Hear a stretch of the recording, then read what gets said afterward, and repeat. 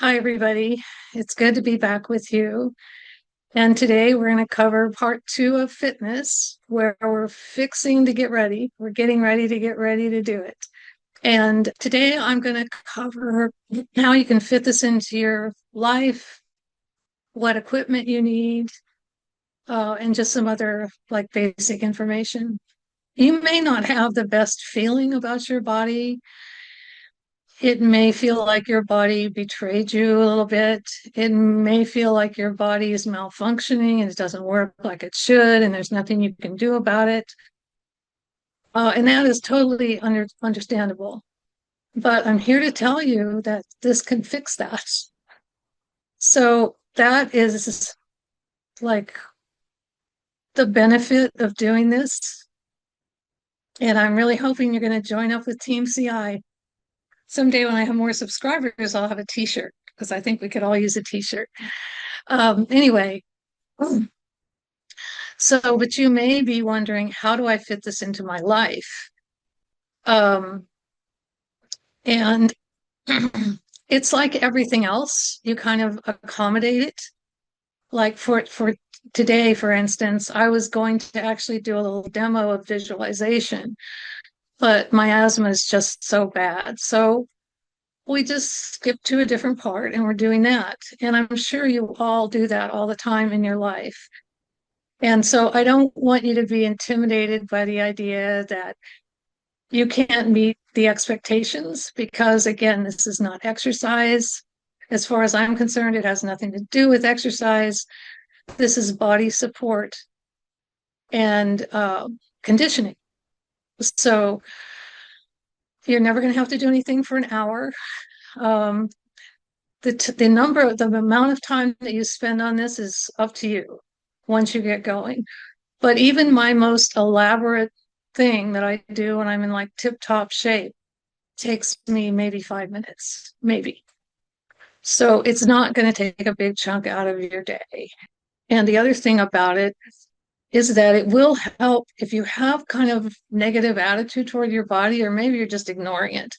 It's going to help with that because the whole goal here is to get in touch with where our body is at this moment and help it as it is at this moment. So if we have a theme, that's it. And the other thing you might be worrying about is like, well, how much do I have to do this? Am I going to be able to meet those expectations? And as I said at the beginning, you should never, in our group especially, but like marathon coaches, said this, that you shouldn't exercise more than, we're not doing that. You shouldn't do any kind of work more than 3 or 4 days a week. And then you need to stop to let your body rest. So I would suggest the biggest step would be 3 days, but try it for one. Just try it for one day if that's all you can do. And then another thing you may be wondering is like, how can I tell if I really have the energy to do this? Because I know most of it with a chronic illness, we're very watchful about that, about how much energy is this going to take me. And it will add to your energy, and it's not going to take up a lot because you're going to develop a mechanism to sort of test your level of ability to do this.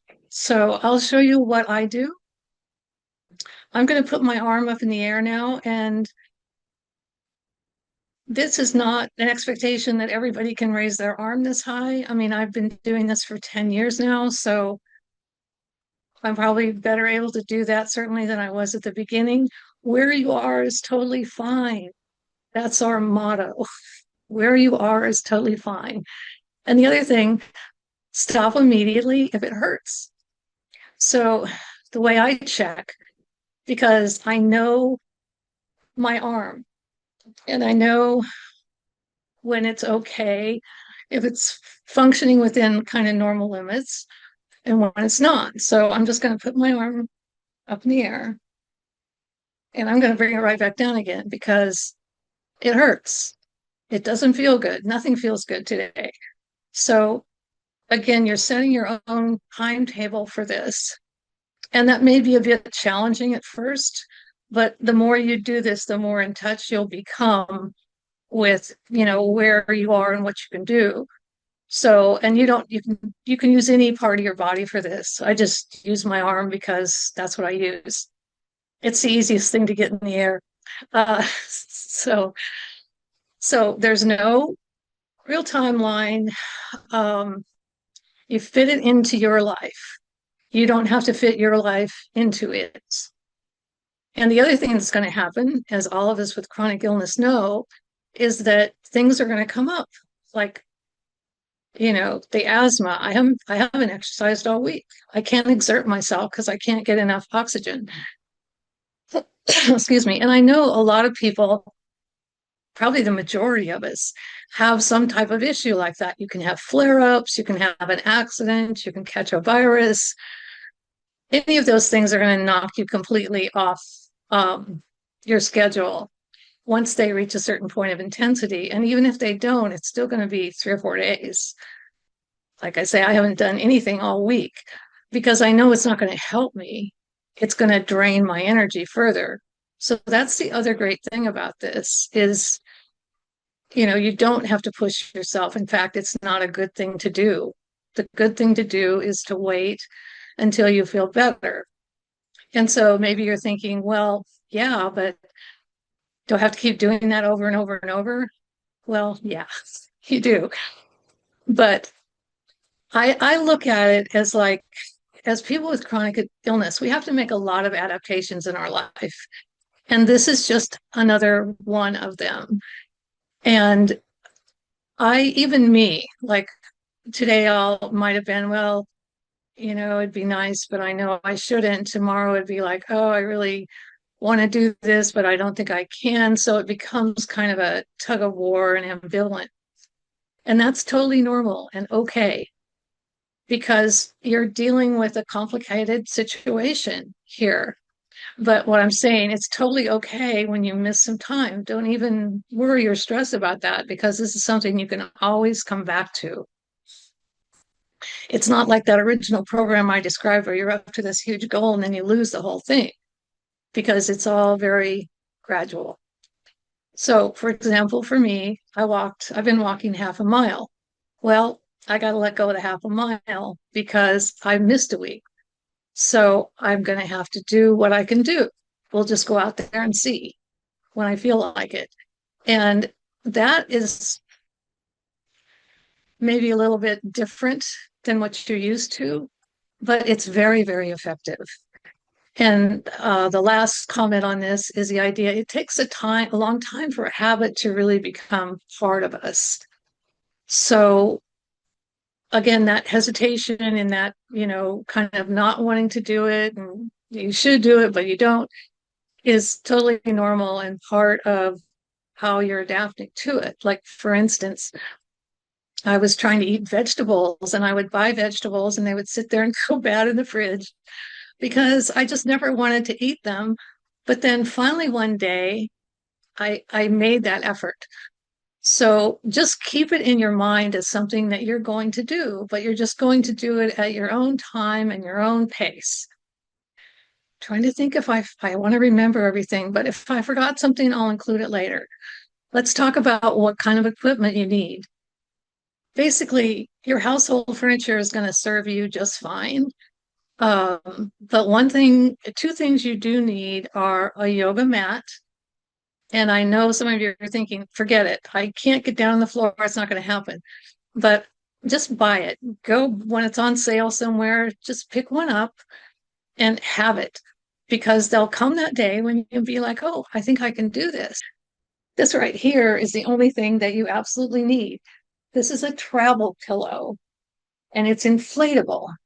And this is something really important to have because I have arthritis in my neck.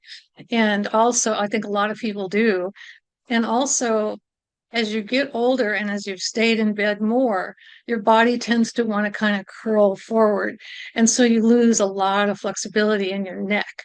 And so if you have to lay down without some type of pillow, that could almost be dangerous.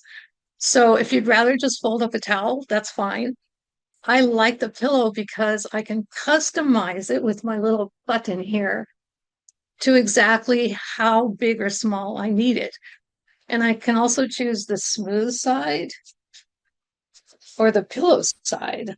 Or if I'm doing really well, this one that kind of opens up a little bit and just gives me minimum support.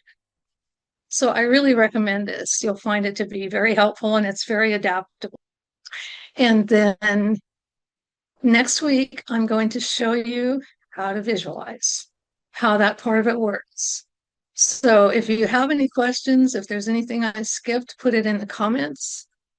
And I guess what I want to say is that this has been such a meaningful change in my life. I am able to be much more active. I'm able to enjoy things. I don't have as much pain. It feels good to feel like you're really in touch with your body and you're working together as a team rather than you being in one corner and it being in the other. And I just, this is just my experience because I have to do my disclaimer, but I really feel that I was born in 1946. That was a long time ago. And if I can do it, you can probably do it.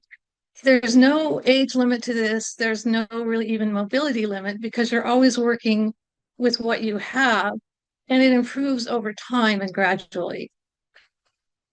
Okay, as always, it's great being with you. We'll see you next time. Bye now.